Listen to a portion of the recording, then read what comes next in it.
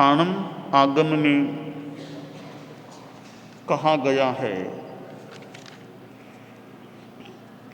उक्तिम सणं कुमार माहिंदानम कप्पाणम हेठिम बंभलोगे कप्पे रिठ विमान पत्थड़े एत्थणम अखाड़ग समचौरंस संठान संठिताओ अठ कन्ह राईओ पन्नत्ताओ तंजहा तुरत्थिमेणम दो कन्ह राईओ दाहिणेणम दो कन्ह राईओ पच्चत्थिमेणम दो कन्ह राईओ उत्तरेणम दो कन्ह राईओ तुरत्थिमा अभ्यंतरा कन्हराई दाहिणं बाहिरं कन्नराईं पुट्ठा दाहिणा अभ्यंतरा कन्नराई पच्चत्थिमं बाहिरं कन्नराईं पुट्ठा पच्चत्थिमा अभ्यंतरा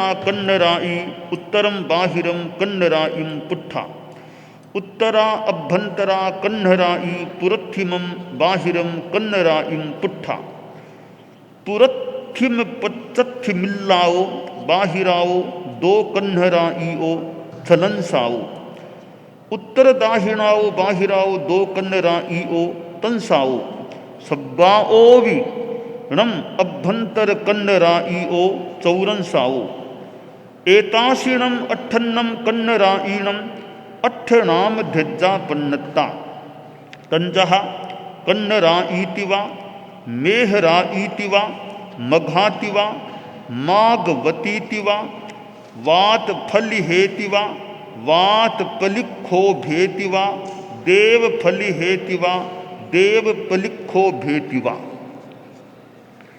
एताशीणम अट्ठन्नम कन्नराईणम अट्ठसु ओवासंतरेषु अट्ठ लोगंतीय विमाना पन्नत्ता तंजहा अच्छी अच्छिमाली वईरोअणे पभंकरे चंदाभे सूराभे सुपयिट्ठाभे अग्गिच्चाभे एतेषुणम अट्ठसु लोगंतीय विमानेषु अट्ठविधा लोगंतिया देवा पन्नत्ता तंजहा संगहणिकाः सारस्सतमा इच्चा वह्नि वरुणाय गद्दतोयाय तुषिता अव्वाबाहा अग्गिच्चा चेव बुद्धव्वा एतेषिणम अट्ठन्नम लोगंतीय देवानम अजहन्न मनुक्कोशेणम अट्ठ सागरोवमाइम थिति पन्नत्ता।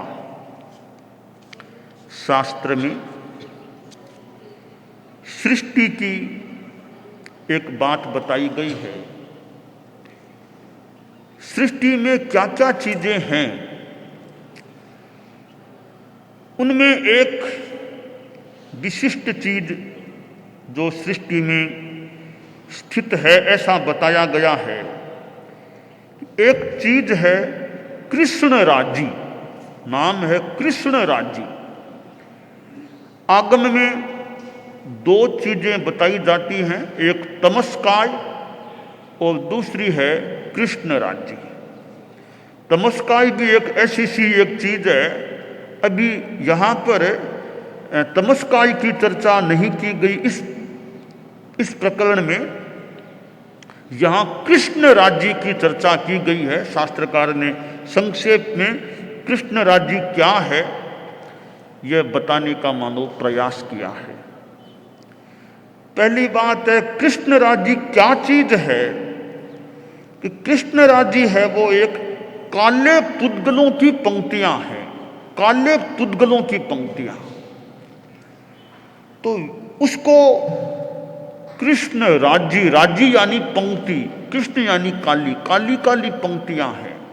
तो कृष्ण राज्य का मतलब हो गया कि काले पुद्गलों की पंक्ति, वो कृष्ण राज्य कहलाती है। वे काले पुद्गलों की जो पंक्तियां हैं कृष्ण राज्यां, वो कितनी हैं? शास्त्रकार ने बताया है कि 8, वो संख्या में 8 हैं। तो वे 8 कहां पर हैं? सृष्टि में हैं कहाँ पर? तो बताया है कि जो 12 देवलोक की बात वैमानिक देवों में होती है, 12 देवलोकों में पहला तो सौधर्म है, दूसरा ईशान है, फिर तीसरा सनत कुमार है, चौथा महेंद्र है।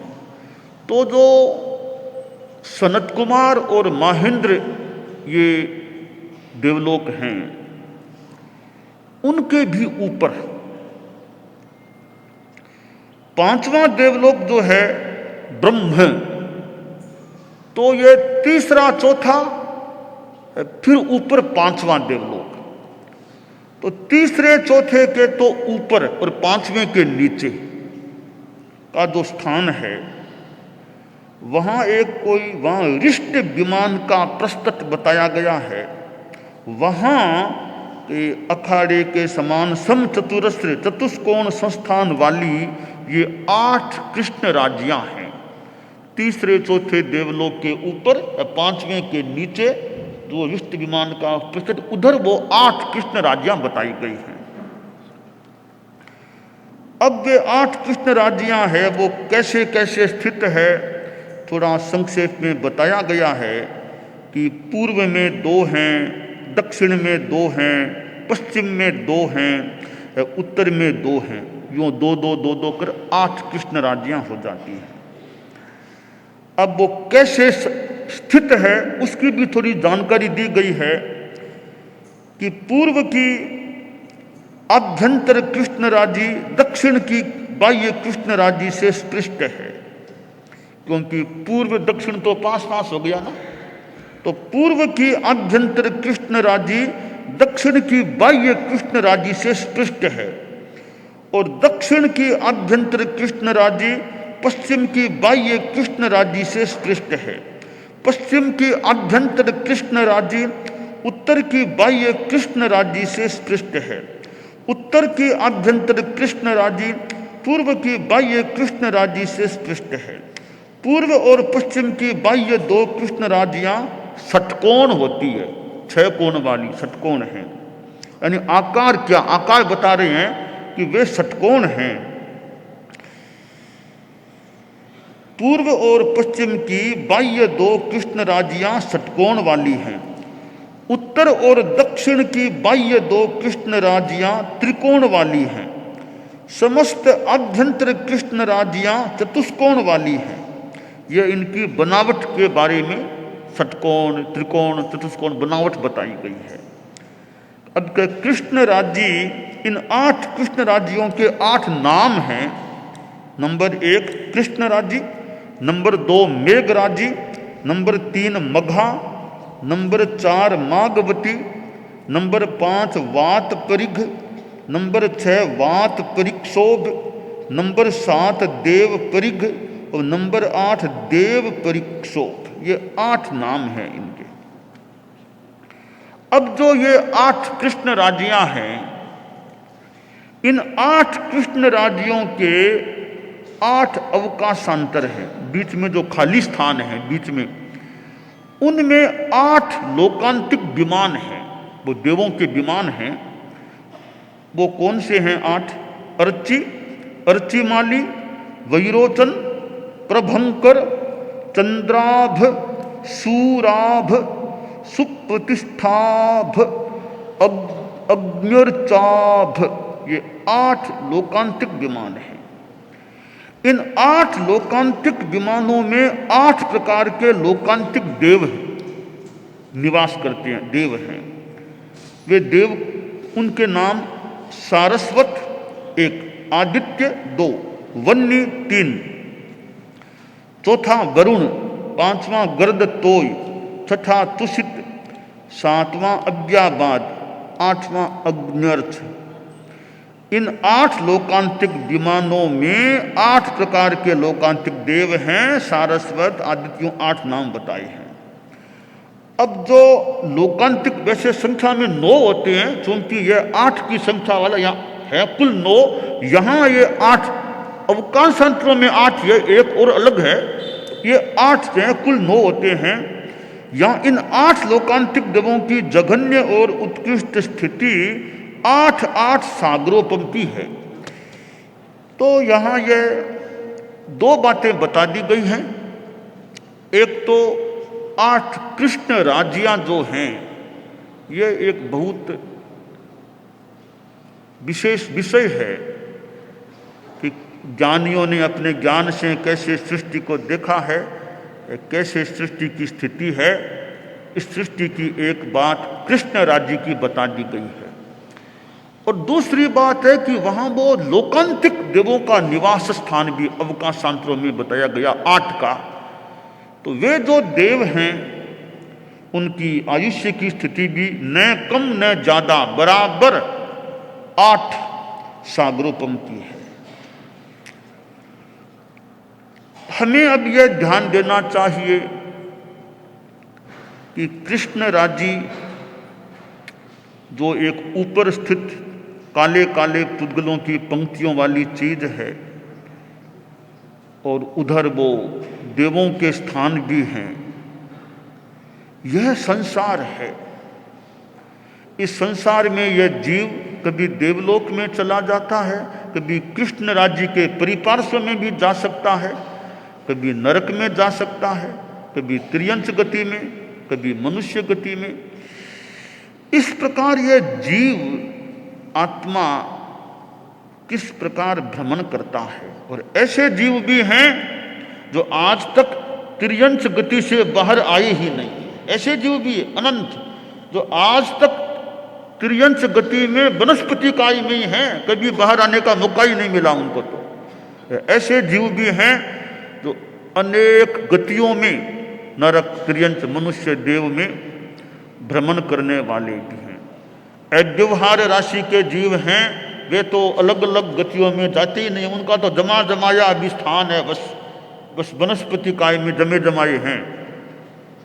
अव्यवहार राशि के जीव हैं, वो बस वनस्पति काय में रहने वाले हैं, उनका अभी तक कहीं कोई बाहर निर्गमन नहीं हुआ। व्यवहार राशि के जीव हैं, उनमें से जीव जो जैसे हम लोग मनुष्य हैं, सब व्यवहार राशि के जीव हैं। मनुष्य कभी देवगति में चला जाए, फिर कभी और कहीं चला जाए। तो यह संसार में परिभ्रमण होता है। तो आत्मा जीव है, वो कहाँ कहाँ जा सकता है। तो ऐसी स्थिति में हमें जो कुछ बोध प्राप्त हुआ है, हो रहा है, हम यह चिंतन करें कि हमारी आत्मा संसार के परिभ्रमण से कैसे मुक्त हो सके। 4 गतियां हैं, 84 लाख जीव योनियां हैं, उनके भ्रमण से कैसे मुक्त हो। और यह मनुष्य जीवन है, एक मानव की दरवाजा है, निकल जाए, कोई निकले तो होना। एक दृष्टांत सा आता है, मैं अपनी शैली में बता रहा हूं। एक छोटा गांव था, तो कुछ लोग वहां रहते थे, कुछ मोहल्ले, कुछ घर थे, आसपास और भी गांव थे। तो गांवों में जब शादी होती तो जो धनाढ्य लोग होते वे आसपास के गांवों के लोगों को भी जिम्मेवार भोजन में बुलाते। अच्छे धनाढ्य होते तो आसपास 10-15 गांवों को न्योता देते भी, हमारे घर में शादी है, हमारे गांव के लोग तो आए ही आए, आसपास के गांवों के लोग को भी निमंत्रित करते हैं कि आप भी हमारे शादी में भोजन में आना। और लोग भी बड़ी खुशी से जाते, शादी है, चलो शादी में भोजन करेंगे, वहां खुशी से जाते। एक गांव में वो कई घर थे, एक कोई जन्मांध आदमी था, जन्म से अचक्षु था और शरीर ठीक था, पर आंखों की तो कमी थी, वो थी। और बड़ा शौकीन था, जिम्मेवार में जाने की बड़ी शौक रहती उसको। तो उसने भी सुना कि पास वाले गांव में वो भोज है, हमारे गांव के लोग भी जा रहे हैं, तो मैं भी साथ में चलूं। तो कहा, अरे मैं भी चलूंगा, मैं भी चलूंगा। तो कई युवकों ने कहा, ये ठीक है, बाबा की इच्छा तो इसको भी साथ में ले चलेंगे। का और कोई सेवा नहीं, बस मुझे तो रास्ता बताते रहना, बाकी मैं चलता रहूंगा चलता रहूंगा। तो वो एक टोली थी युवकों की, उसके साथ वह थोड़ा प्रौढ़ आदमी था, धनवान थे, इसे लोग भाषा में आंधिया बाबा कहते थे, आंधिया बाबा आंधिया बाबा। तो वो भी साथ हो गया। अब वो शादी का जो गांव था वो थोड़ा 3-4 कोस दूर था। अब लोग पैदल ही कहीं जा रहे थे, तो युवकों की वो टोली के साथ वे प्रौढ़ आंधिया बाबा, यानी अचक्षु प्रज्ञा, अचक्षु कह दें, कोई अच्छी शिष्ट भाषा में सूरदास जी बोलते हैं, सूरदास जी, उसको पहचान के लिए सूरदास वो थाक नहीं था, अपने अचक्षुता के एक बढ़िया शालीन शब्द के रूप में कि सूरदास जी कह देते थे, या सूरदास बाबा आए। तो वह सूरदास बाबा भी साथ हो गया था। चलते चलते वो सूरदास बाबा बोला जी कि थोड़ा मेरे तो शरीर में कुछ निवृत्ति की अपेक्षा हो गई है, तो कोई स्थान हो तो बताओ, मैं निवृत्ति करके आऊंगा। तो युवकों ने कहा कि बाबा आप थोड़ा आगे चलो, कोई आएगा स्थान बता देंगे। थोड़ा सा आगे बढ़ा तो एक कोई बीच में कोई 4 दीवारी दिखाई दी, कोई पुराना कोई गांव था, वो उजड़ गया था, उजड़ सा गांव था, बस्ती नहीं रही थी, 4 दीवारी अभी भी बनी हुई थी। तो युवकों ने कहा बाबा वो इधर स्थान है, इधर चले जाओ, निवृत्ति करके आ जाओ। तो वो 4 दीवारी व्यवस्थित बनी हुई थी, बाकी गांव उजड़ा हुआ था। तो वह बाबा उस 4 दीवारी में एक गेट था, एक ही गेट था, उसमें से वो गया और थोड़ा मन का मौजी था, थोड़ा आगे चला गया। वहाँ अपनी निवृत्ति और का काम किया। और फिर अब वो उसको, क्योंकि अकेला ही था ना, निवृत्ति के लिए अकेला ही गया था, अब पास में कोई थे नहीं आदमी। अब बेचारा भूल गया, रे रास्ता कौन सा, कहाँ जाऊँ, किधर जाना किधर जाना। भ्रांति भ्रम में आ गया कि रास्ता वो गेट है किधर, पता नहीं। इतने में कोई 1-2 कोई ये गांव के लोग, कोई चरवाए जैसे उधर आ गए। अरे बाबा यहाँ कहाँ? कि बेटा कोई काम से आया था, मैं रास्ता जानता नहीं। का एक काम करो, ये 4 दीवारी की दीवार है ना, दीवार के हम हाथ तुम्हारा लगवा देते हैं, इस दीवार के पास चलते रहो, आगे वो गेट आएगा ना, वहां निकल जाना। कि ठीक है, मेरा हाथ लगवा दो 4 दीवारी के। तो वो लड़के से थे, उनका लो, ले जाके उस दीवार के हाथ लगवा दिया। अब वो बाबा के एक हाथ में तो लाठी थी, एक हाथ दीवार के लगा दिया, दीवार को छूते छूते अब वो चलता जा रहा था। चलते चलते वो एक ही गेट था, 4 दीवार, 84 कोस की वो पूरी परिधि थी उसकी, उसका 4 दीवारी की। अब वो गेट आने लगा तब उसके सिर में खाज आने लग गई। तो बाबा ने वो हाथ हटाया दीवार से, सिर में खाज करता रहा और आगे चलता रहा। कोई कुछ सेकंड लगे, तब तक वो गेट पार हो गया, फिर आगे दीवार के हाथ लगा दिया। अब वो वापिस 84 कोस, कब दीवार को छूते छूते वापिस कब वो गेट आएगा। थोड़ी ध्यान दे लेता तो भैया जब खाज करनी थी तो पैरों को रोक लेता, खाज करके फिर आगे बढ़ता तो ठीक था। या एक हाथ को दीवार के लगाए रखता, लाठी उसी हाथ में ले लेता, फिर खास करता रहता तो भी वो गेट का पता चल जाता। वो दोनों ही काम नहीं किए, न तो रुका, दीवार को छोड़ भी दिया, तो वो गेट चूक गया। अब आगे जाके हाथ लगा लिया, अब कब वो गेट आएगा।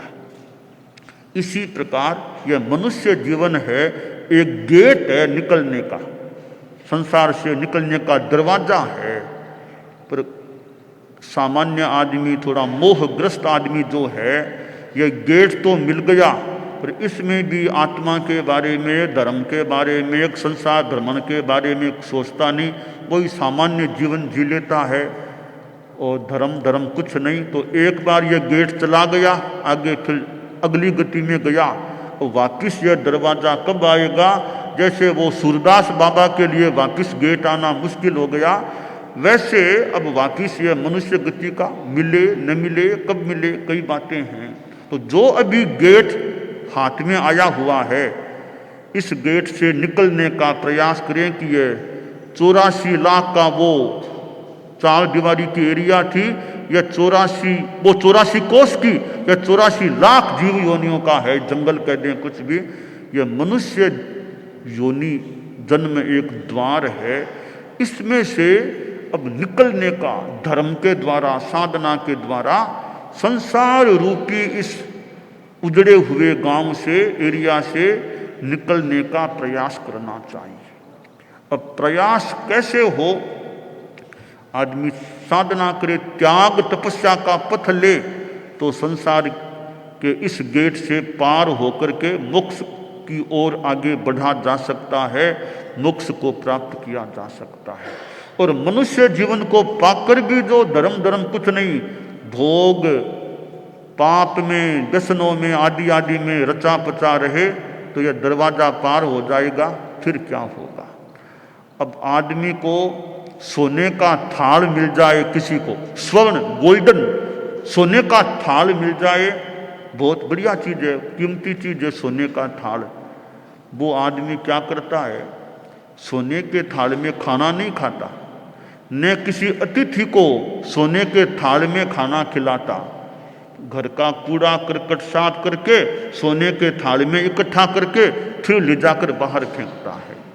तो सोने के थाल को किस काम लेता है? कूड़ा करकट बाहर फेंकने के काम में सोने के थाल को लेता है। वो आदमी जैसे नासमझ है, वैसे जो आदमी मनुष्य जीवन को पाकर पापों में रचा पचा रहता है, वो भी उस आदमी के समान अबुद्ध है जो सोने के थाल में कूड़ा करकट डालकर बाहर फेंकता है। तो हम यह जो कृष्ण राज्य की बात है, देवलोक की बात है, सृष्टि की बात है, संसार की बात है, इस संसार से धर्म के द्वारा इस मनुष्य जीवन रूपी गेट से निकल करके मोक्ष की ओर आगे बढ़ने का प्रयास करें, यह काम है। दानान शिष्ठम अभयपयाणम सच्चे सुया अणवज्जं वयंती तवे सुया उत्तम बंभचेरम लोगुत्तमे समणेनाय पुत्ते।